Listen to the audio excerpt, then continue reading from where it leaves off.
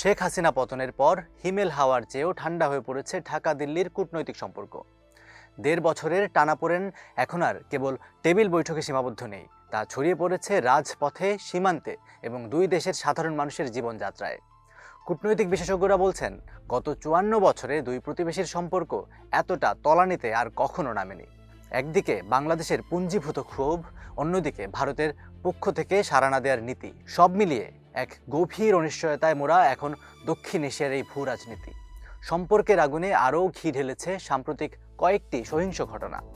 ১৮ December ময়মনসিংহে ধর্ম অবমাননার অভিযোগে হিন্দু পোশাক শ্রমিক দীপু চন্দ্র দাসের নির্মম হত্যাকাণ্ড এবং একই দিনে ইনকিলাব মঞ্চের আহ্বায়ক শরীফ ওসমান হাদী হত্যাকে কেন্দ্র করে পরিস্থিতি উত্তপ্ত হয়ে ওঠে।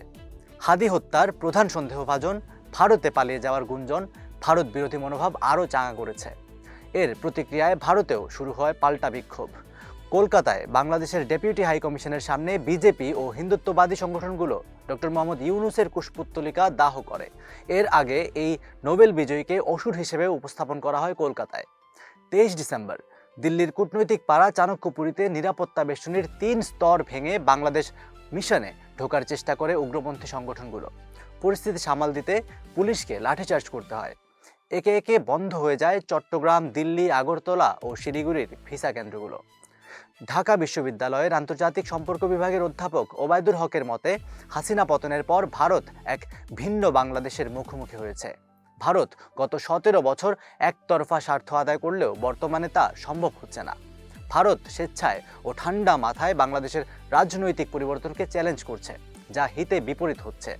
অন্যদিকে সাবেক জ্যেষ্ঠ কূটনীতিক হুমায়ুন কবির মনে করেন, কূটনৈতিক মিশনের নিরাপত্তা নিশ্চিত করা দুই দেশেরই দায়িত্ব, কিন্তু বর্তমানে সেই শিষ্টাচারগুলো ভেঙে পড়েছে। সুইডেনের উপসালা বিশ্ববিদ্যালয়ের অধ্যাপক অশোক সোয়াইনের মতে, ভারতীয় গণমাধ্যমের একটি বড় অংশ বাংলাদেশের পরিস্থিতিকে অতিরঞ্জিত করে উপস্থাপন করছে, যা দুই দেশের উগ্রপন্থী গোষ্ঠীগুলোকে উস্কে দিচ্ছে। এই কূটনৈতিক যুদ্ধের সবচেয়ে করুণ বহিঃপ্রকাশ ঘটেছে ওড়িশায়।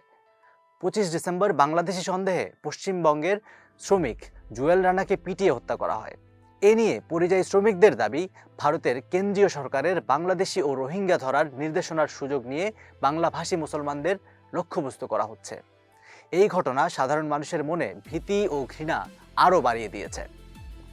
ভারতের পার্লামেন্টের একটি প্যানেল এই পরিস্থিতিকে ১৯৭১ সালের পর সবচেয়ে বড় কৌশলগত চ্যালেঞ্জ হিসেবে বর্ণনা করেছে।